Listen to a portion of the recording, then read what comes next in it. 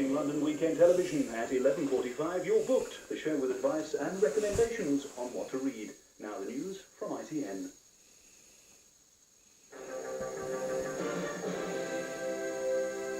This is the ITN late news. The headlines. Fresh allegations today about the Princess of Wales's private life. Tomorrow, a new book goes on sale. Tony Blair to the unions. Your block vote is dead. And the underwater evidence that may explain why the ferry Estonia sank. Bookshops are expecting deliveries tomorrow morning of memoirs containing sensational claims about the Princess of Wales. The book is thought to be an account by Major James Hewitt of a 3-year affair he claims he had with the Princess before she separated from Prince Charles. James Bays reports. The polo-playing former Guards officer claims he had a 3-year affair with the Princess after they met when he taught her sons to ride. Today's newspapers claim Major Hewitt has written his own kiss-and-tell book about the relationship, which will include intimate love letters from Princess Diana. Executives at Bloomsbury, the publishing house which is said to have negotiated a £3 million deal with the Major, have not been available for comment today. But it's thought likely the book will go on sale tomorrow. Bookstores have been told by Bloomsbury to be ready to handle a blockbuster, copies of which will be delivered by a security firm first thing in the morning. I have details that a book is coming tomorrow, and that's all I have. I don't know what it is, or any content or anything. Some MPs are now urging the Princess to take out an injunction to stop Major Hewitt's book reaching the shops. Rather unsavoury that a man, apparently having made love to a woman for 3 years, should turn this into a nice little nest egg for himself. I really reflect on the man. Earlier this year, in a television interview, Prince Charles admitted that he'd been unfaithful. One expert believes the latest allegations will now make it harder for the royal couple to avoid a divorce. She's young enough to get on with her life, to want to remarry, to have a family life, perhaps more children. Whether or not he wants to remarry is a much more complicated situation. The palace had hoped to postpone a divorce till one or the other party needed it to remarry, but I think that hope may now be rather forlorn. Photographers have today been camped outside the Devon home of the Major, but there's been no sign of the author of what may be the most controversial royal book yet. The Labour leader Tony Blair tonight insisted that there will be no old-style block votes at this week's party conference in Blackpool. Two of the biggest unions made it clear they will continue to vote as a bloc, but say that doesn't contravene the new one-member, one-vote rules. Tony Blair kissing not exactly babies, but young Labour members tonight wants two things from this conference: clear red water between Labour and the Tories, and a united new modern Labour Party. Hence the fuss over the TNG's apparent return to the old block vote. Every single member has been issued with voting cards by the Labour Party.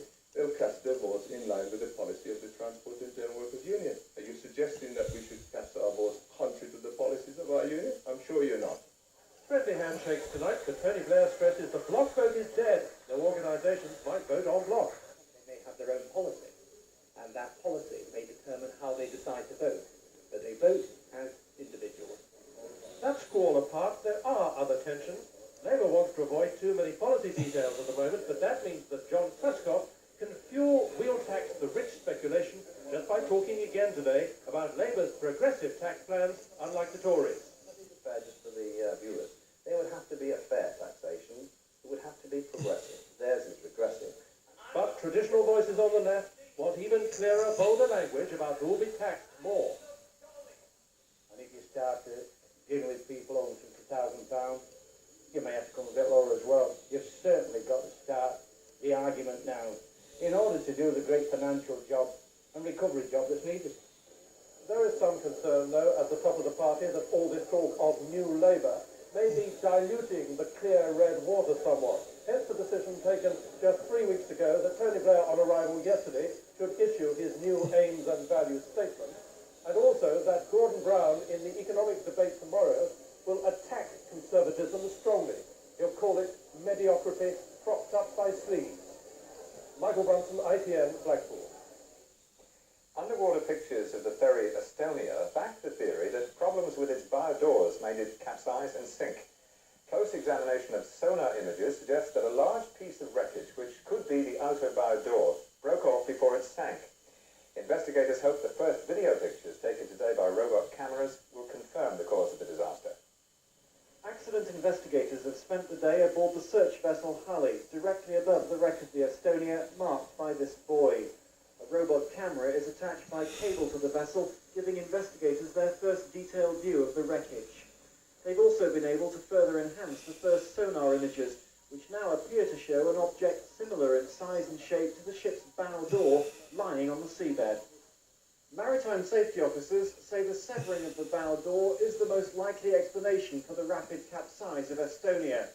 If that door has now been found, investigators will want to raise it to examine it in fine detail. One of the investigating teams said tonight the images are not yet clear enough to confirm beyond doubt that the object is the door. But officers aboard the Halley told us the picture quality is improving. We have seen rudder, propellers, and now we have been filming sight at the stern part and also the upper deck where the lifeboats have been. Around the Baltic, communities well used to living with the perils of the sea prayed for the victims of a disaster whose images will haunt this region for years to come.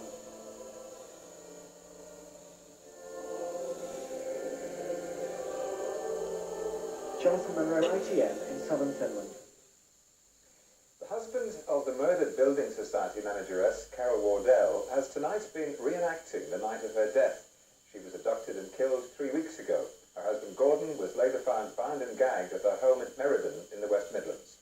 With police apparently no nearer to catching the killers, Gordon Wardell agreed to retrace his exact movements on the night he left his wife at home exactly 3 weeks ago, starting with a drive from his house in Meriden to Coventry. This type of offence is carefully planned, and we're very interested to see whether or not anybody was monitoring Mr. Wardell's progress during that Sunday evening. Mr. Wardell said he posted a letter at Coventry's main sorting office before driving to the Brooklands public house. At some stage during all of this, police believe his home was taken over and his wife held at knife point. It was only an hour between Mr. Wardell leaving his house and returning home. He came for 2 drinks here, but no one recalls seeing him. Now, I didn't serve the man, and all the staff have signed police statements to say they don't recall seeing him. Mr. Wardell said he hoped the police would make a breakthrough soon. Hopefully, yes. That's why I'm trying to do anything that I can to help. The police have so far dealt with 1,000 phone calls in the inquiry. They're hoping this reconstruction will re-stimulate public interest. Andrew Simmons, ITN, Meriden in the West Midlands. A man is to appear in court tomorrow charged with murdering the millionaire racehorse trainer Alex Scott. William O'Brien is also accused of threatening to kill a second man. Mr. Scott was shot dead at his stud farm in Cambridgeshire on Friday. A special ambulance equipped to handle patients with plague symptoms is now on permanent standby at Heathrow Airport. 15 possible cases from India have been checked in Britain so far. None has yet proved to have the disease. 2 baby boys are in a critical condition in hospital after an arson attack on their home in West Yorkshire. Police say it's the 3rd time this week that someone has tried to set fire to their parents' house in Leeds. The fire was started as the Cunningham family slept at their council home in Seacroft. Police believe burning material was pushed through the letterbox. It was the 3rd attack on their home this week. Michael and Amanda Cunningham managed to escape from an upstairs window, but their children, Jim aged 2 and his 6-month-old brother Billy, were trapped and had to be rescued by firemen. People's doing